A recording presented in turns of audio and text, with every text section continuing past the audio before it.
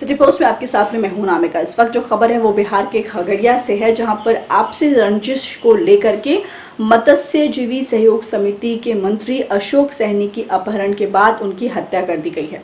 Police ने मुफस्सिल थाना के सुराइडी के पास के तालाब से शव को बरामद कर लिया। अशोक सहनी की हत्या रस्सी से गला घोट करके कर दी गई है।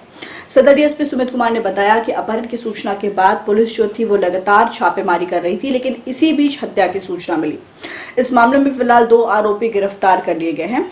मुख्य आरोपी को गिरफ्तार करने की कोशिश में पुलिस जो है वो जुटी हुई है। डीएसपी ने कहा कि ये वारदात आपसी रंजिश का नतीजा है, यानी कि कहीं ना कहीं किसी के साथ में मनमुटाव चल रहा था, जिसकी वजह से ये वारदात हुआ है।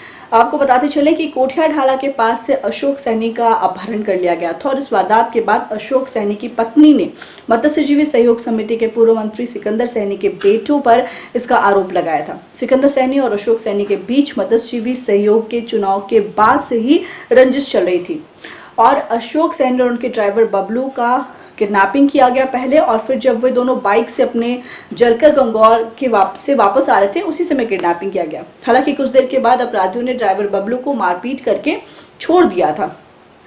उस समय भी बबलू ने अपहरणकर्ताओं के नाम बताए थे और कहा था कि सिकंदर सहनी के बेटों ने ही किडनैपिंग करवाई है, यानी कि अगवा किया है।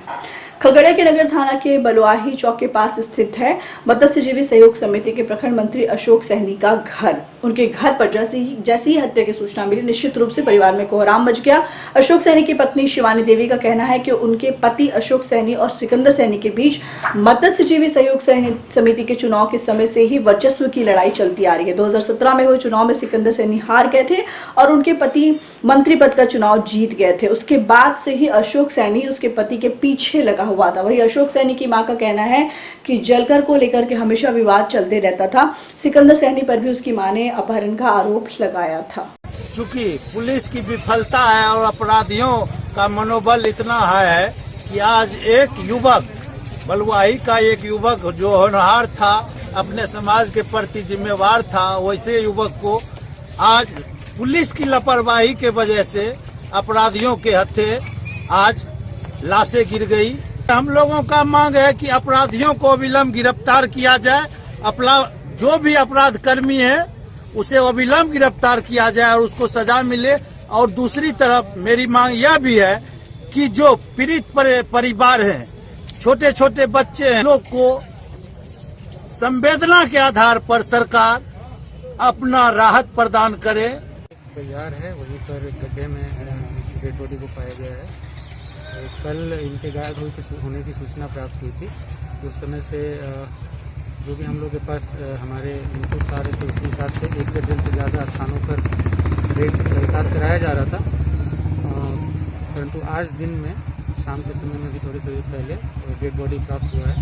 तो आगे अभी अनुसंधान चल रहा है और निरंतर छापेमारी जारी है।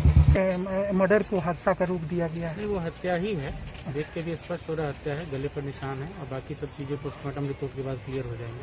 आखिर क्या लगता है घटना का क्या वजह हो सकता है? प्रारंभिक जांच में क्या बातें सामने आई? पूर्व से ही रंजिश रहा है, जिनके खिलाफ आवेदन दिया गया है उन लोगों से रंजिश रही है उनकी। तो उसी रंजिश के आलोक में एक घटना को खारिज किया गया है। तो हम लोग देख रहे हैं और इसमें भी अभी तक में 2 गिरफ्तारियां भी कर ली गई है। बाकी गिरफ्तारियों के लिए अभी